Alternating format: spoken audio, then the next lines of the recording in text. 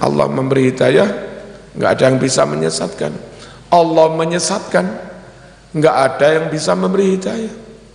Dan sudah jelas Islam diturunkan di muka bumi ini untuk siapa? Untuk manusia dan kalangan jin. Agar apa? Untuk memperbaiki akhlak. Yang ulama modern cenderung di tasawuf, misalnya dulu yang pernah kami sampaikan, itu Fatihah itu menjadi contoh adanya keseimbangan, terlebih bagi yang meyakini basmalah itu bagian dari Fatihah. Di mana keseimbangannya? Jumlah antara khauf dan roja sama, imbang. Bismillah itu menyebut Ar-Rahmanir-Rahim. Kalimat Ar-Rahmanir-Rahim itu menimbulkan rasa roja. Meskipun kita bergelimang dosa kayak apapun, dosa sebesar apapun, kalau dihadapkan Rahman-Rahimnya Allah, ya nggak ada apa-apanya.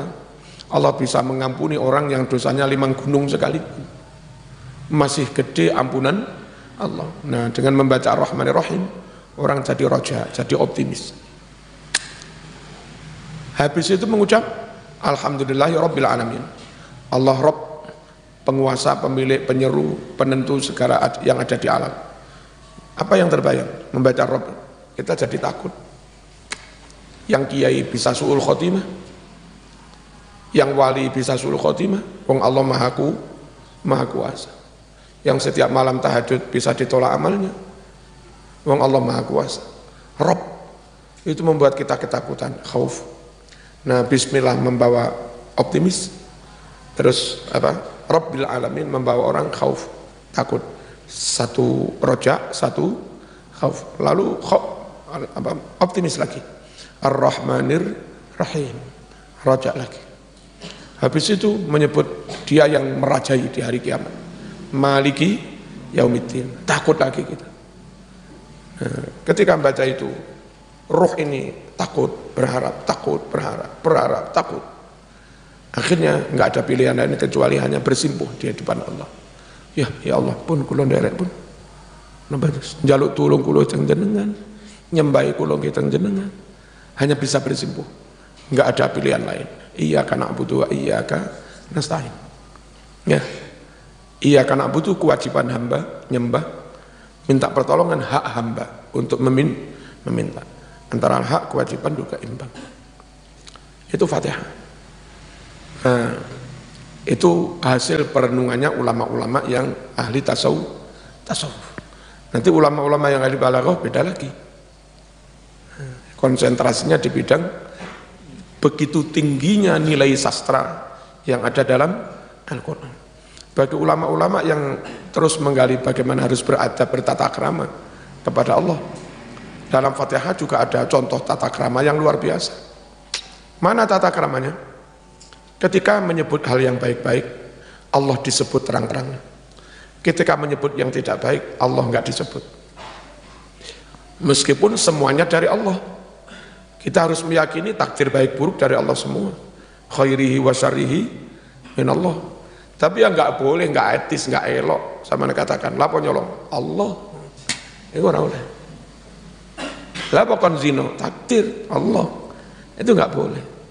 Yang jelek-jelek jangan disebut Allah, meskipun sejatinya semuanya juga takdir Allah. Nah, Fatihah memberi contoh itu. Siratal ladzina an'amta alaihim, jalan orang-orang yang kau beri kenikmatan. Jangan jalan orang-orang yang kau beri hidayah. Memberi nikmat, memberi hidayah itu baik. Makanya Allah pun disebut an'amta, orang-orang yang engkau beri kenikmatan. Tapi saat menyebut maghdub, murka, dolin, sesat, gak disebut Allahnya, dibuat mabni majhul, isimnya dibuat isim maf'ul. Apa? Ghairil maghdubi alaihim waladhdallin. Padahal hidayah Allah yang memberi hidayah, sesat orang dimurkai Allah juga yang menyesatkan. Mana dalilnya?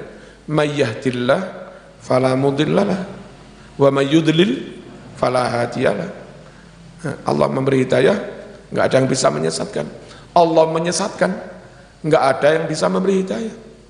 Di situ disebut Allah menyesatkan. Wa may yudlil. Paham?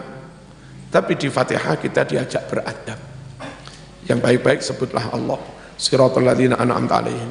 Yang enggak baik-baik jangan sebut Allah.